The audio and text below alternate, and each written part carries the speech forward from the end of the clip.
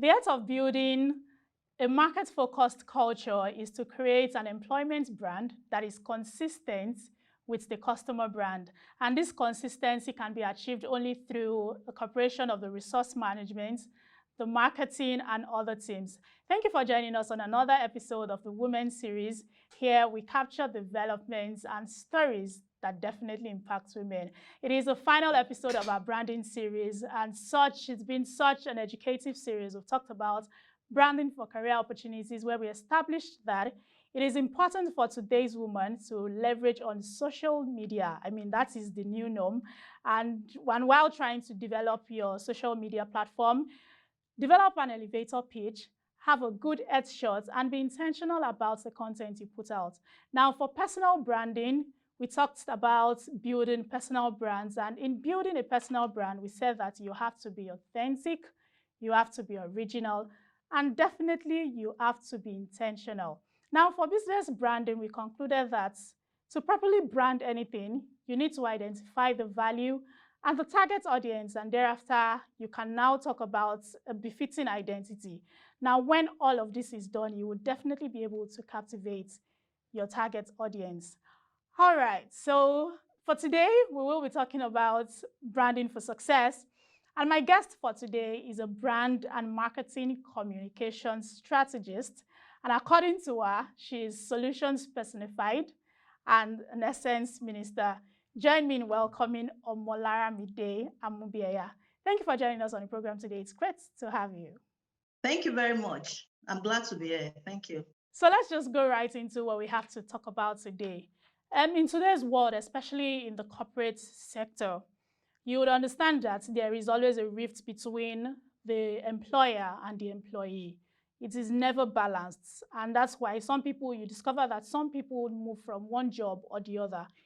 What would you say, or how would you describe an employer-employee branding, and of what use is it to any organization? Thank you very much. That's a wonderful question, Ayomide. For a long time, the employer and employee find that most times they are loggerheads. Yeah. And when you see people leaving an organization, when you have high,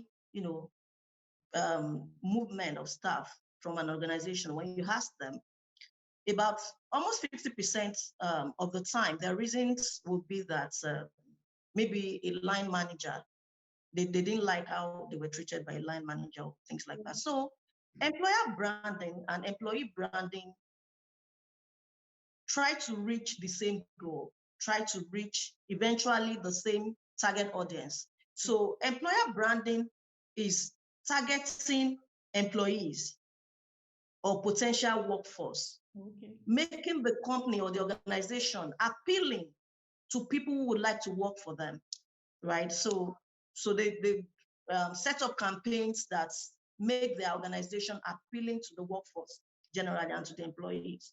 But while employee branding is targeting and making the company appealing to the wider audience, the general public, through the employees.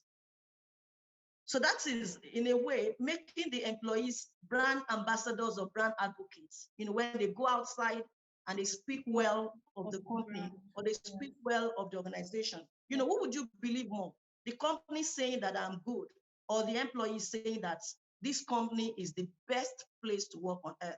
You definitely believe is the face of the organization. Yes. So that is why employee branding is like the best thing that could happen to any organization if properly handled and if done well. Yes, I love the fact that you mentioned that it is the best that could ever happen to any organization, and every organization definitely has to key into employee branding. Now, as a brand expert, what would you say, or what are the lapses you've experienced as regards to the employee and employer branding? Well, one of the lapses would be the differences, in the understanding of what is really happening within the organization. It's possible for the organization to believe that we're doing well, Right. They take all the decisions in the management, in the board meetings, and they don't carry the important employees along. So it's possible for you to believe that my employees are well engaged, they have job satisfaction, and you go ahead and campaign that in your employer's campaign, whereas the employees are of different opinion. So the thing is, even whatever campaign strategies that you're putting in place, the place of audits and reviews cannot be overemphasized.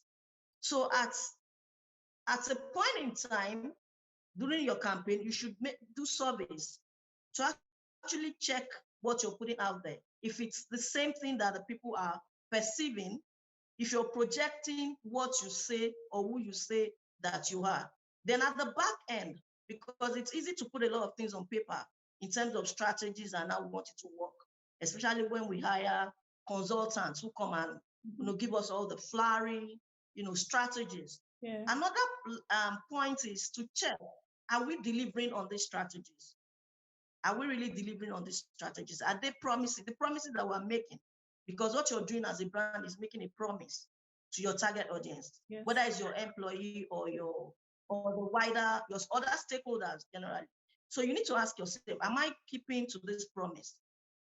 So are we in line with the promises that we're making to the general public, so that there's no there are no differences in your strategy and the things that you're executing? Now, I want to ask a personal question. Have you experienced any of these things that you just talked about? I mean, when talking to or when at the loggerhead with any of your employer, have you experienced anything, either as an employer or as an employee? Well, what I can say is that there has been such a time where employers feel that they needed to treat new intakes, better. When they've just employed a new staff, they go far and beyond, to make the company. Or maybe we're expecting, or maybe they're expecting external bodies. You're expecting vendors or suppliers from. Then you quickly put your office in order. You do some paintings, you make things look good.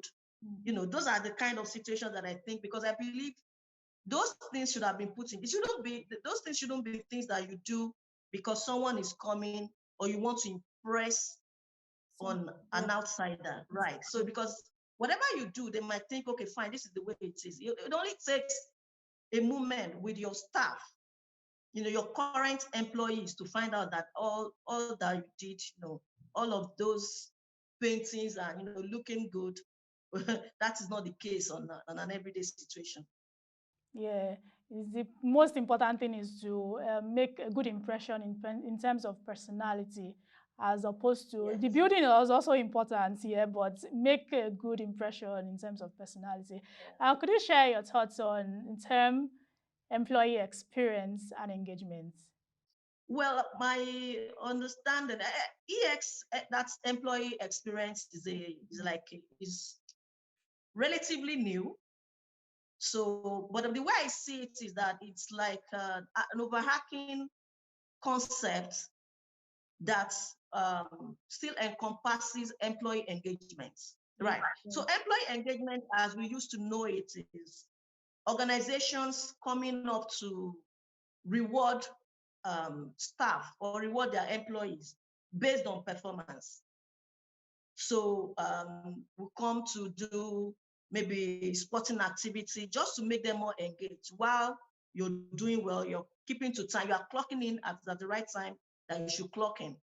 But employee experience is saying that let's give people autonomy.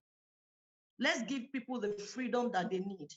Let's treat them like a human being rather than an employee, rather than on a contractual level. Yes. Let me make the environment we find good. out that in most environments, those most working environments. Yes. Let me make the environment nice, cool for you. Let me make your life easy. Let me give you things that goes beyond your KPIs or your job description. Do you understand? So that when I give you all of those things and I make your life cool, they want to believe that employee engagement will automatically happen without me using the carrot and stick method. You do this, I give you this, because those are like tactical strategies. Yes. Right. And the employees know that these things are temporary. So employee experience, on the other hand, is looking at the lifestyle of an employee from when you're coming into the organization, even to your exit. So we have a plan for you. And whatever decision the management or the board will be taking, we will take you into consideration because we already have a plan for you. So from the time that you're coming in for interviews, before we hire you, the experience would have started. Even if we're not going to employ you, you should be able to say out there that I went to this organization for an interview, although I wasn't employed, but the experience was wow.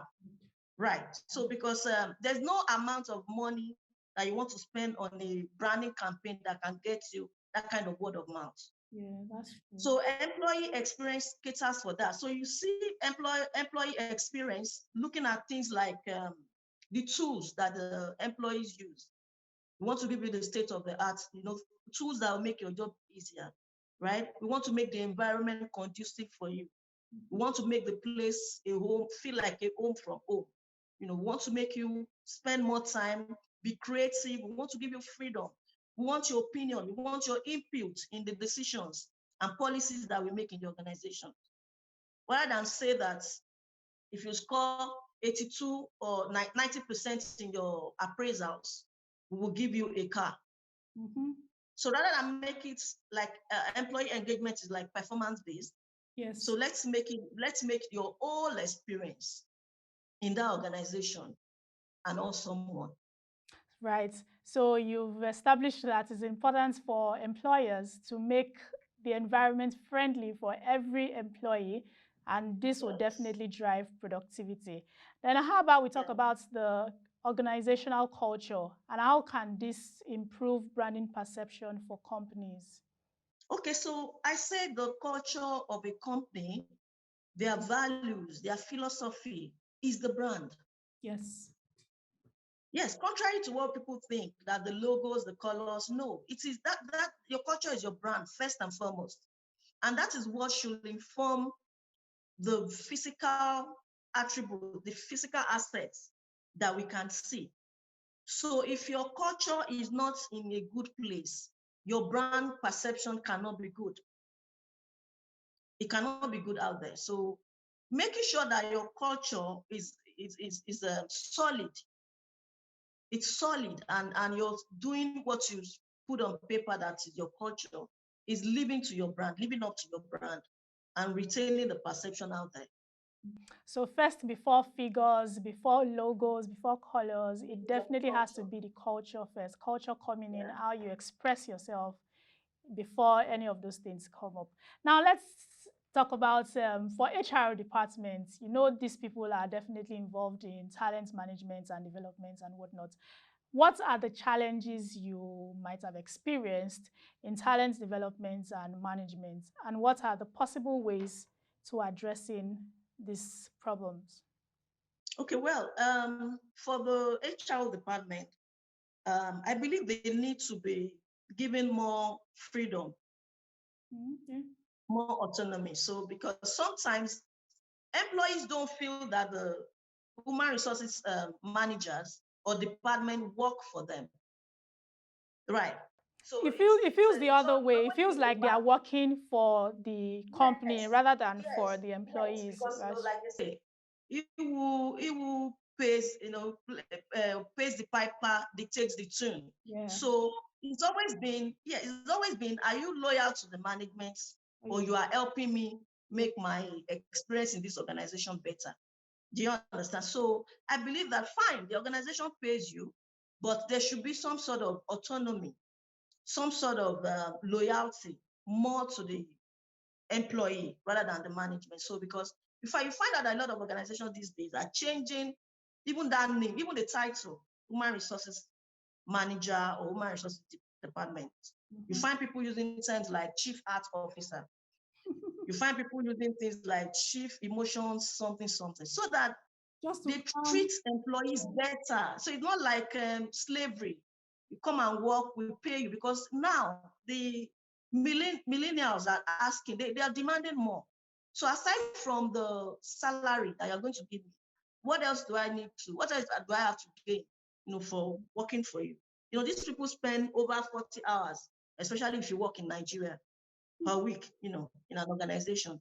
They go home to sleep. So you can say that they spend most of the time at work. Some even work weekends. So that's what I've seen about human resources department. So in monitoring there has to be some freedom. Then in terms of personal development and training that they schedule for their staff, it should go beyond work. Okay, if imagine that I'm a salesperson, you should send me to trainings other than sales. You should send me to training other than marketing. There's the part about my personal life too. So it won't be bad if you send me to training on life coaching or my personal brand. How do I carry myself? Right, because aside from the intellectual, the academics and all of that, there's the part of our emotions. Yes. Right, there's the part of us that connects with, human to human marketing. So I believe they should also schedule trainings that will cater for that emotive part of their employees, in addition to the job description and things that can help them in their work. Thank you very much. I love the way you just simplified all these questions one after the other. And as short as this interview was, you've established that it's important that employers should create a friendly environment that would enable productivity and would drive productivity in any company. And for the HR department, be concerned about your employees, be concerned about the people you cater for, be concerned about growth, be concerned about the development of your employers, and definitely everybody wins at the end. It's a win-win for everybody. Thank you very much for coming on the program. It was great having you. And when I mean thank you, you understand what I mean by thank you. It was great speaking with you. And that will be all for today's edition of the Women's Series. If you've got questions or comments, or you'd like to reach out to any of the guests we've had throughout this series, you can send an email to ayomide.oguntoye@proshiendi.com. Do subscribe to our YouTube channel and follow us on all our social media platforms. Watch out for the next series. And until then, thank you for watching.